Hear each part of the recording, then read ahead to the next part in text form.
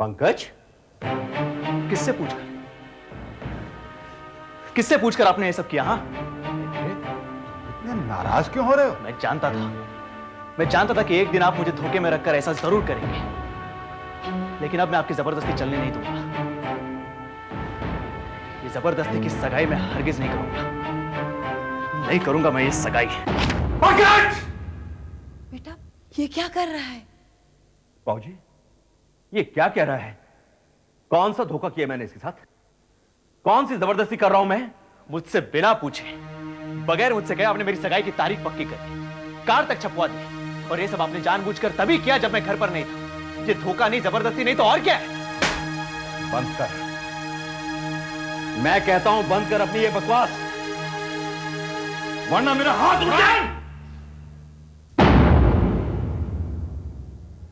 आप और कर भी क्या सकते हैं?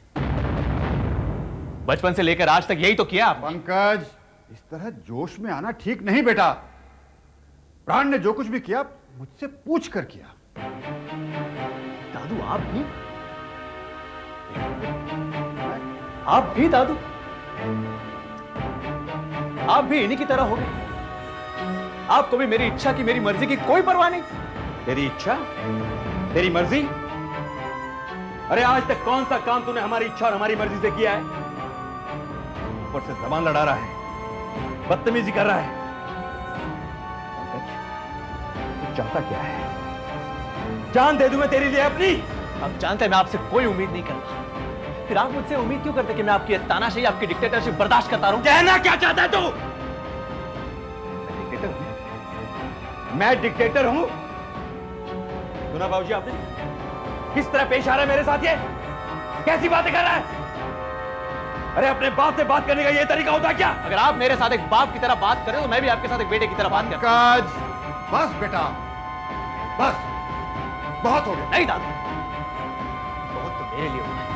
It's enough for me. जिस तरह ये अपने फैसले मुझसे मनवाना चाहते हैं, इस तरह तो मैं इनके फैसले मरकर भी नहीं मानूंगा। ये रहा हमारी बिटिया की सगाई का invitation card. With God's blessing, we cordially invite you on the auspicious occasion of our daughter's engagement ceremony, Vandana, daughter of Mr. Bhaskar and Mrs. Malti Bhaskar with Pankaj, son of Mr. Prannath Vashisht and Mrs. Urmila Vashisht. लीजिए। चलो, cards तो सब करा गए।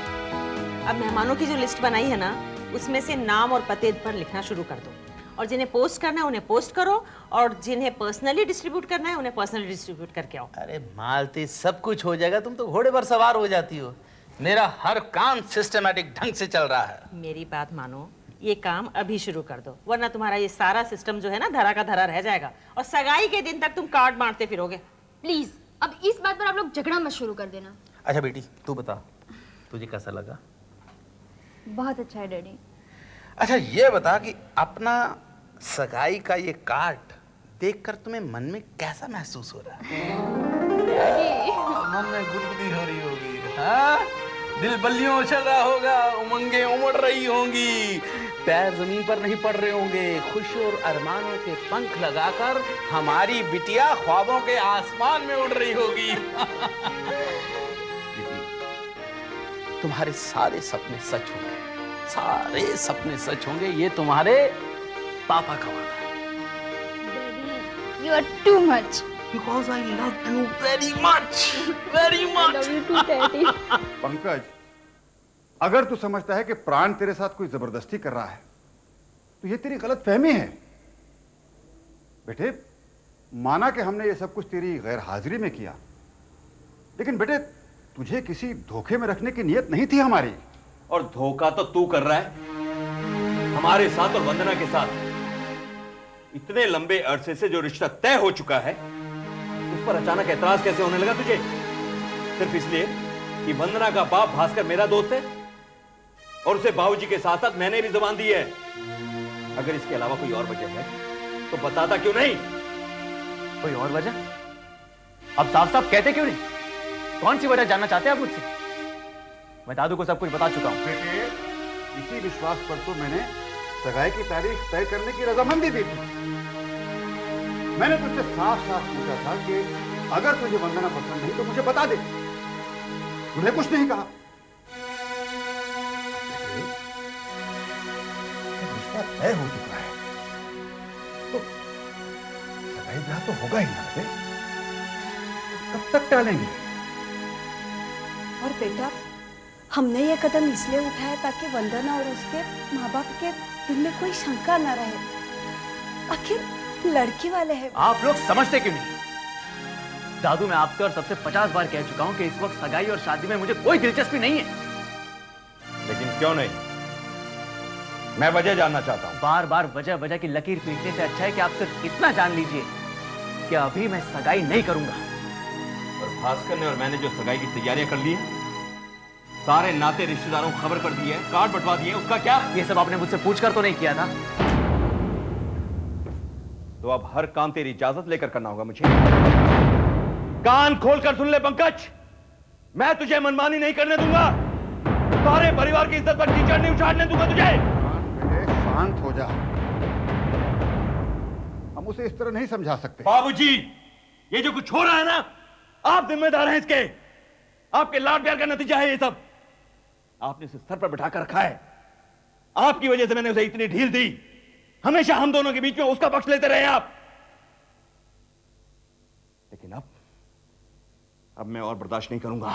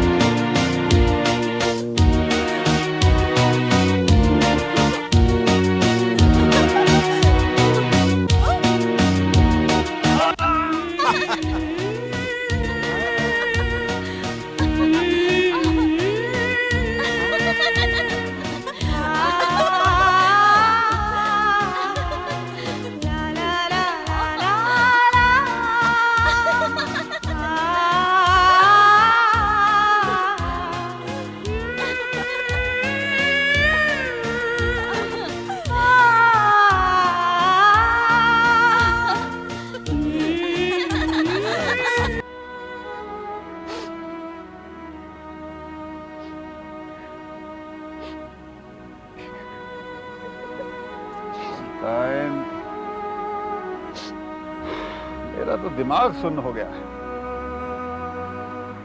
ऐसे महसूस कर रहा हूं जैसे मेरे शरीर की बची खुची ताकत किसी ने निचोड़ ली। देखिए, अगर आप ही कमजोर पड़ जाएंगे तो इस स्थिति को कौन संभालेगा? आज मुझे पहली बार ऐसे महसूस हो रहा है जैसे मेरे बस में कुछ नहीं रहा। आप ऐसा मत सोचिए। ठंडे दिमाग से समझाने से पंकज जरूर समझ जाएगा। आज तक उसने आपकी कोई बात नहीं टाली। नहीं पंडिताइन, अब मैं उसे कुछ नहीं समझा पाऊंगा। किसी दूसरे की बात समझने के लिए ये जरूरी है कि इंसान को एहसास हो कि वो क्या चाहता है। लेकिन पंकज ये नहीं जानता वो क्या चाहता है। वो बेचारे बहुत बड़ी उलझन में है, असमंजस में है।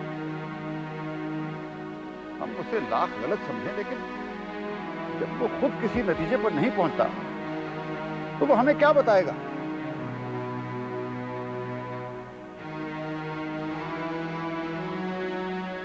उस बेचारे को वक्त चाहिए। उस बेचारे को वक्त चाहिए और इस वक्त उस पर किसी किस्म का दबाव डालना भी गलत होगा। अगर हम समझते हैं कि वो हमारे साथ किसी किस्म की बेईमानी कर रहा है तो यह भी गलत है, क्योंकि ऐसी हालत में अगर हड़बड़ाकर इंसान अगर बेईमानी करता है तो सिर्फ खुद से। और मैं नहीं चाहता कि वो बेचारा अपने आप से बेईमानी करे। नहीं, हमें पंकज को समझना होगा और उसे समझाना होगा।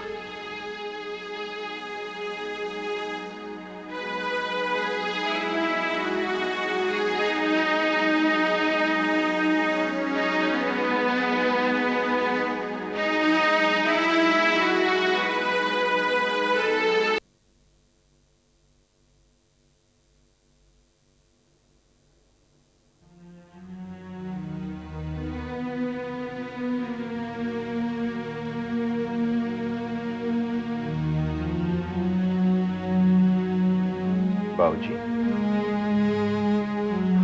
हाँ बेटा। बाबूजी, मैं आपसे माफी मांगने आया हूं। अरे बेटे, तू किस बात की माफी मांग रहा है? बाबूजी, पता नहीं गुस्से और चिंतलाट में मैं आपसे क्या क्या कह गया। अरे बेटा, तू पागल हो गया है क्या? क्या मैं तेरे मन का हाल और मानसिक स्थिति समझता नहीं? और फिर कभी माँ बाप अपने बच्चों की बात का बुरा मानते हैं। लेकिन बेटे, तुझे बड़ी समझदारी से काम लेना होगा। बाबूजी, पता नहीं क्यों जब जब मैं खुशियों की तरफ हाथ बढ़ाता हूं तो खुशियां मुझसे मुंह फेर लेती हैं। सुख दुख तो इंसान की जिंदगी में आते जाते हैं बेटे, इन पर हमारा कोई बस नहीं। हाँ बाबूजी, मैं थक गया हूं बाबूजी, मैं थक गया हूं। मैं हार गया हूं बाबूजी।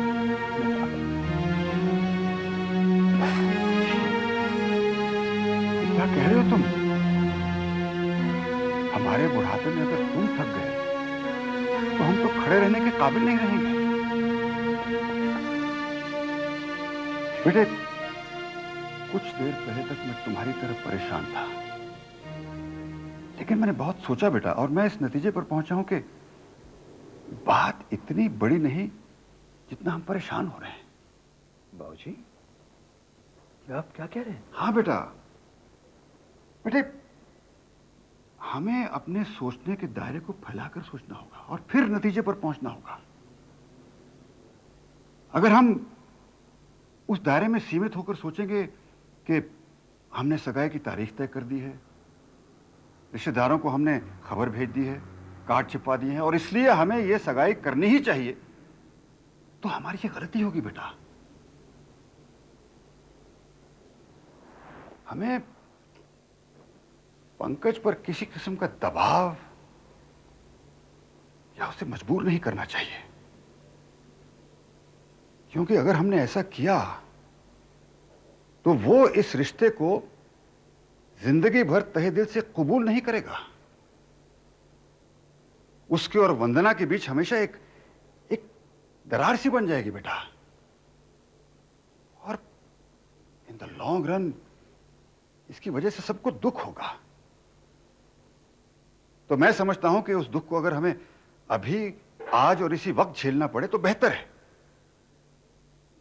अगर हमें इस सगाई को टालना पड़े या तोड़ना भी पड़े तो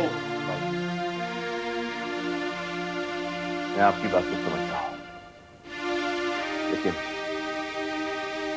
लेकिन ये सब इतना आसान नहीं है बाबूजी। जानता हूं बेटा, लेकिन मैं एक बार और आखिरी बार कोशिश करूंगा। एक पल में है खुशी और एक पल में है गम, एक पल में है खुशी और एक पल में है गम। कब क्या हो जाए यहाँ अनजान है इससे हम। जाने हुए, अपने बेगाने हुए। छोटी सी भूल हुई, बड़े अफसाने हुए।